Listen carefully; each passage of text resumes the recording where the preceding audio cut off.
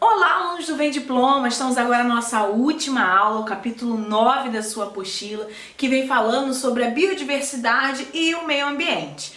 Você já parou para pensar a variedade de formas, de vida que nós temos no nosso planeta? Por exemplo, você pode pensar em quantos animais, a diversidade de animais que nós temos, desde os animais no mar, o animal doméstico, o animal selvagem. Temos também a variedade de plantas, de folhas de plantas, de alimentos. Então, nós no Brasil, nós temos uma gama, uma grande variedade dessa biodiversidade que está ao nosso redor.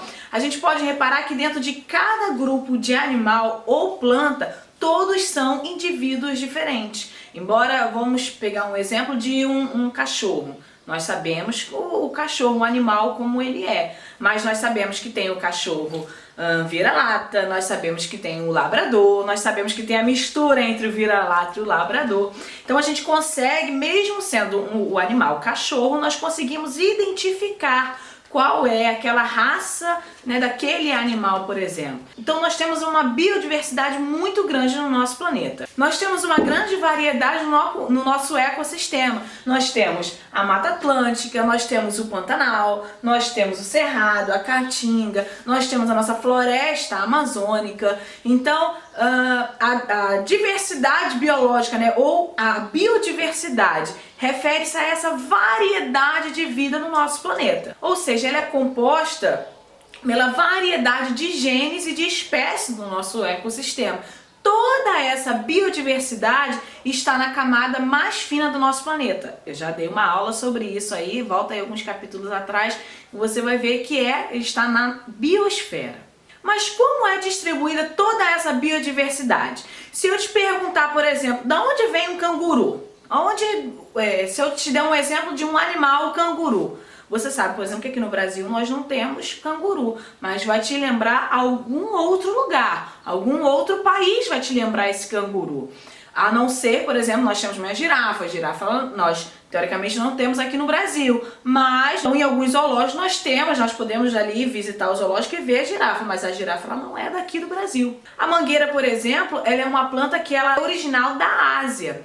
Então, ela foi trazida para o Brasil na época da colonização portuguesa. Trazendo ela para cá, houve ali o plantio, houve a preparação e deu continuidade aqui. A mangueira deu certo aqui no Brasil. E por que essa planta, se ela veio da Ásia, ela deu certo aqui no Brasil? Porque ela encontrou aqui um solo favorável, um clima parecido com da onde ela veio. Então, mesmo sendo de outro lugar, encontrou aqui, por termos essa biodiversidade, por termos o clima aqui do Brasil, ela encontrou aqui condições ambientais favoráveis, semelhantes lá do país onde ela veio, do país de origem dela. Bom, vamos falar um pouquinho agora sobre o clima. O clima, ele é igual em todos os lugares do mundo?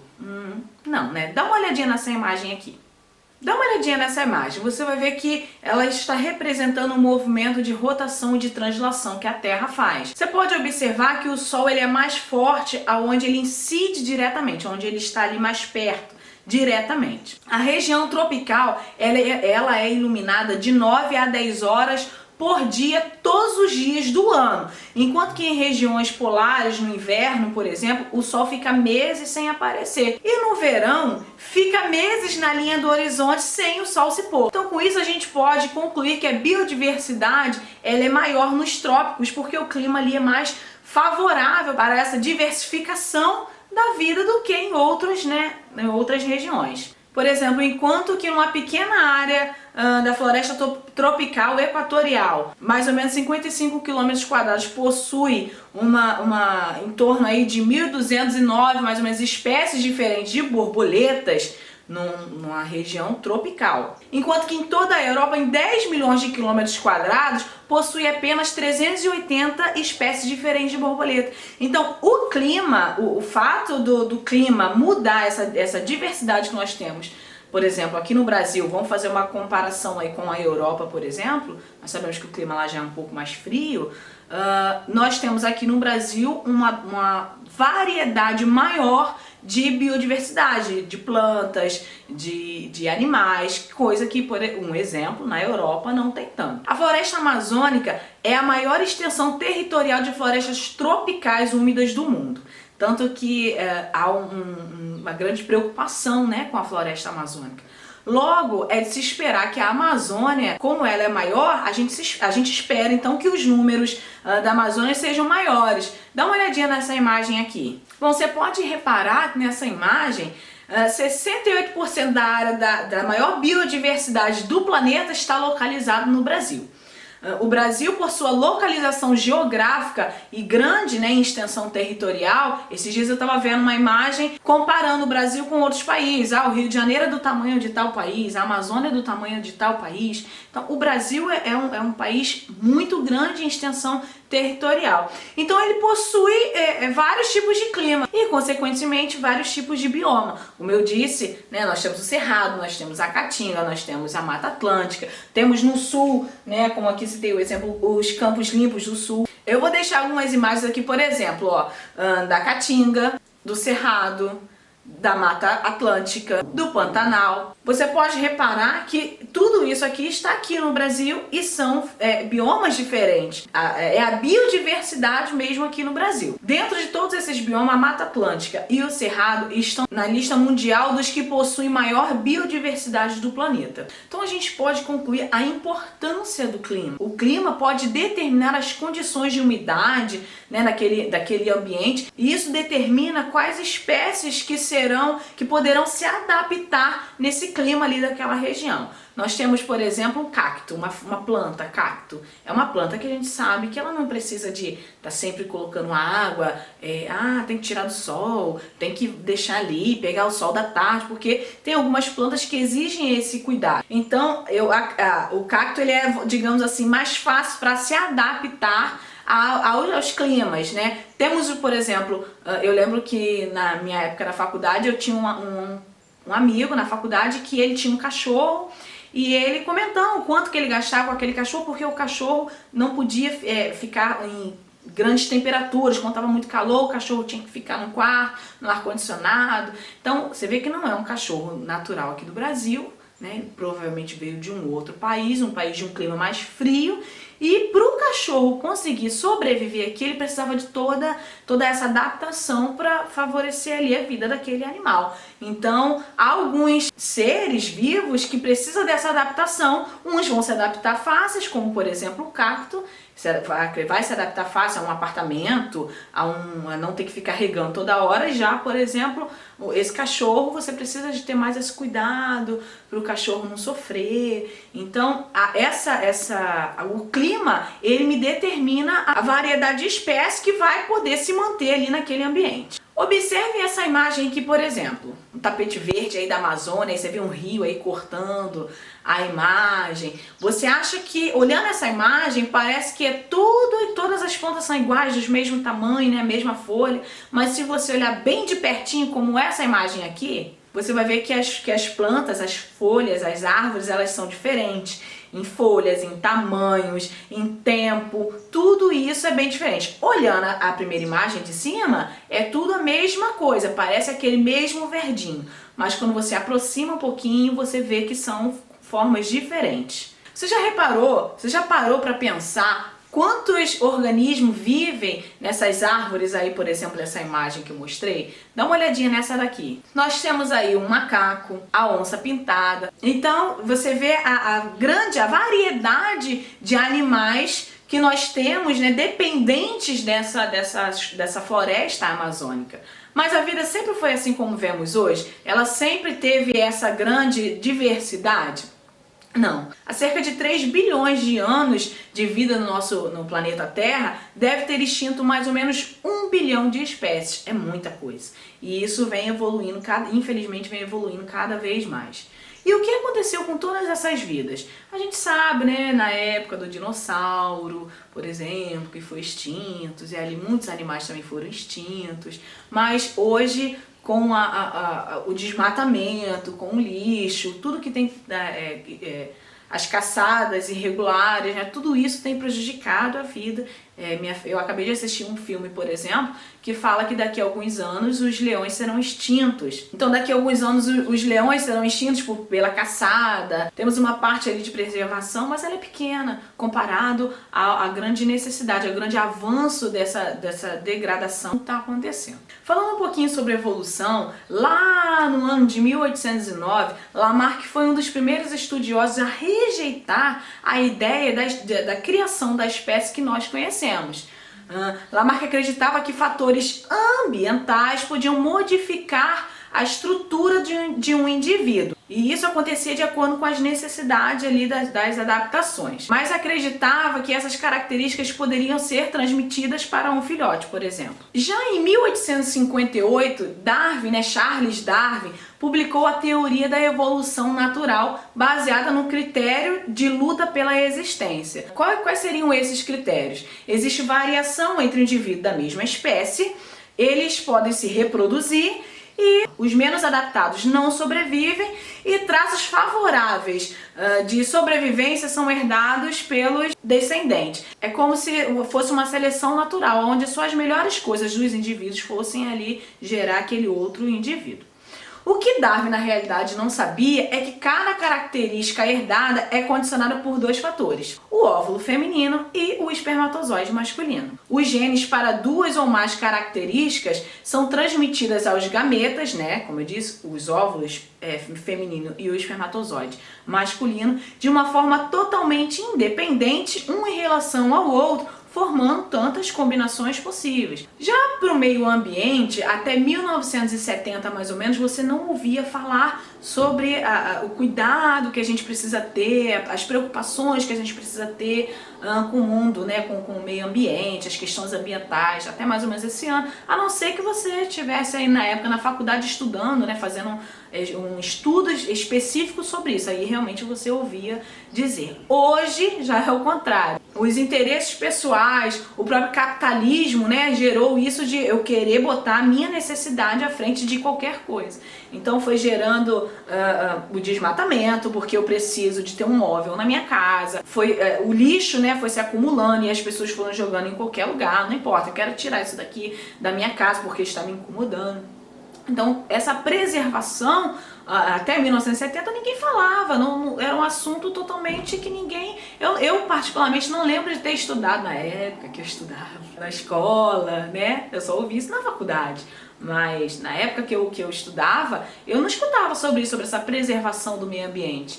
E mesmo assim, foi bem antes, bem depois aí de 1970. Mas hoje nós temos uma preocupação maior com essa nossa, no caso a floresta amazônica, mais com a floresta amazônica, né? Porque nós vimos aí que temos 68%, né, de toda essa biodiversidade aí está aqui no nosso país, então temos essa preocupação, né, mundial. Há outros países, inclusive, eles investem na floresta amazônica. Temos o tão problema aí falado aí que a Noruega não quer mais investir na floresta amazônica, né? Esse é um problema atual. Então o que na realidade o capitalismo fez? Ele colocou o interesse, né, do interesse humano de um lado e a preservação ambiental do outro. Fez essa separação. Mas aí o homem viu que com isso houve um desgaste maior, né, no meio ambiente. É claro que nem todos continuam com esses mesmos pensamentos, né, esses mesmos conceitos de que primeiro eu vou pensar em mim, no que eu preciso, no que eu quero, e o meio ambiente eu me preocupo depois. Hoje isso tem mudado. Uma grande questão que tem se levantado aí na nossa atualidade é com relação às sacolas no supermercado. Nós temos, não, porque só pode 2 sacolas por compra. E aí tem aquelas pessoas, né, que na intenção de protestar, de alguma forma, vai passando de pouquinho em pouquinho, fecha a compra, encerra aquela compra, passa mais produtos na intenção de ter mais sacolas.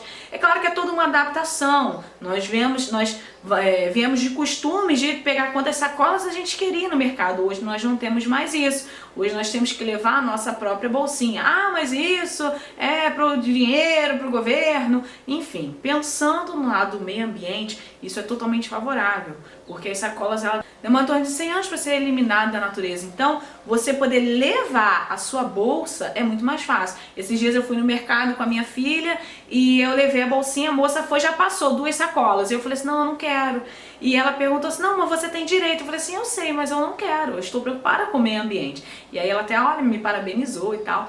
Então, se você pensar no meio ambiente, você mesmo vai levar a sua bolsa, vai comprar e vai reutilizar. Então ela até me parabenizou ali por esse gesto. E é muito importante você fazer isso. Não, são 2 sacolas, poderia pensar assim, quem tem 2 sacolas a mais ou 2 sacolas a menos, não vai fazer muita diferença. Faz sim, 2 minhas, 2 sacolas suas e aí de tantos outros. Cada um que tá vendo esse vídeo, por exemplo, já são várias sacolas que você já pode eliminar, né, da natureza. E é possível a gente perder toda essa biodiversidade? Infelizmente sim. Conforme as queimadas que estão acontecendo, por exemplo, na floresta amazônica, tudo isso você vai perdendo árvores. Você não perde só a árvore, não é só uma árvorezinha que você está diminuindo para poder construir algo. Não, você está perdendo animais, você está perdendo oxigênio, você está perdendo toda a biodiversidade que existe ali dos animais, das plantas, da terra, do ar. Tudo isso está sendo eliminado para benefício do ser humano ali, do homem, para conseguir algum objetivo. Então tudo isso, infelizmente, com isso é possível sim perder a nossa biodiversidade. Dá uma olhadinha, por exemplo, nessa tabela aqui. Veja que a área de vegetação, no original, ela começou com uma quantidade, né, uma determinada área, e atualmente hoje, olha a quantidade de área que nós já perdemos devido a toda essa degradação do meio ambiente. E todos isso nos 3 tipos de biomas que pegou aí como exemplo. Então não é só a Mata Atlântica, não é só a floresta amazônica, todos os biomas estão sendo diretamente afetados com toda essa degradação. Os grandes animais ameaçados de extinção são apenas o que nós vemos. Quando a gente escuta sobre um determinado animal que está ali em extinção, é o visível, o que a gente pode ver. Mas temos outros, né, que estão desaparecendo e a gente não está percebendo. Está sendo, pela degradação do ecossistema, a gente está perdendo e a gente não está percebendo. Então, por isso, junto com a espécie ameaçada de extinção, a gente deve se preocupar também com o ecossistema. A gente deve se preocupar com o simples, o ar que nós respiramos. Quando a gente entender, existia uma propaganda que falava assim, quando o homem entender que ele depende da árvore para respirar, para ter o oxigênio, ele vai parar de toda essa degradação, todo esse desmatamento que está acontecendo. Eu, por exemplo, estava no processo aí para construir a minha casa, eu precisava da autorização da prefeitura, tinha uma árvore ali na frente, e eu queria remover aquela árvore. Mas para eu remover aquela árvore, eu teria que tirar aquela árvore daquele lugar e plantar em outro lugar. Não poderia simplesmente remover.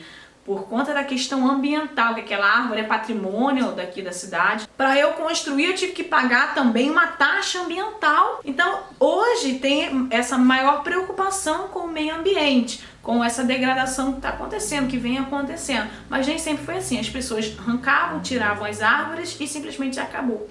Então isso graças a Deus tem diminuído com o tempo, mas ainda está muito longe de ser aceitável, né, pro meio ambiente.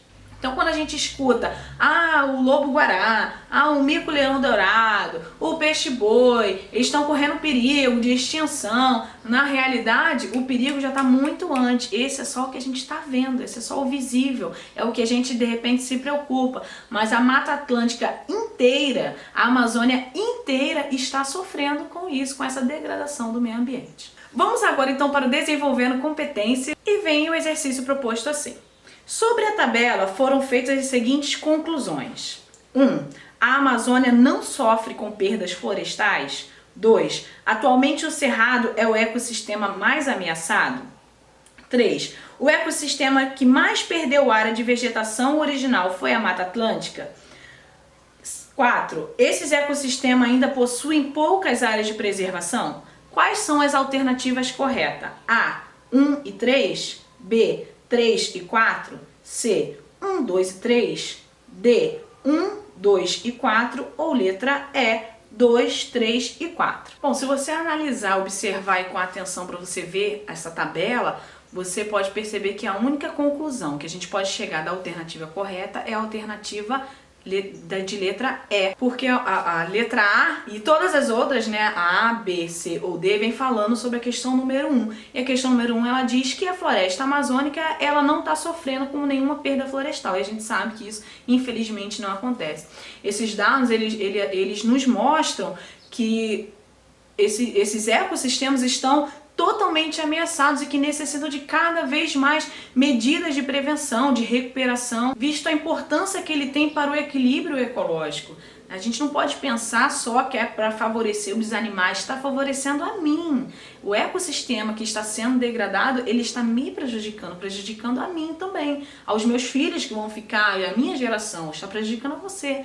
Então não é somente um animal, como eu disse, quando a gente pensa no desmatamento, não está prejudicando só o mico-leão dourado, já me afeta, já me prejudica também. Então essa questão que a apostila propôs aí como exercício, estudem bastante, ficamos por aqui, essa é a nossa última aula, eu acredito que vocês vão conseguir, a prova aí está se aproximando, está chegando.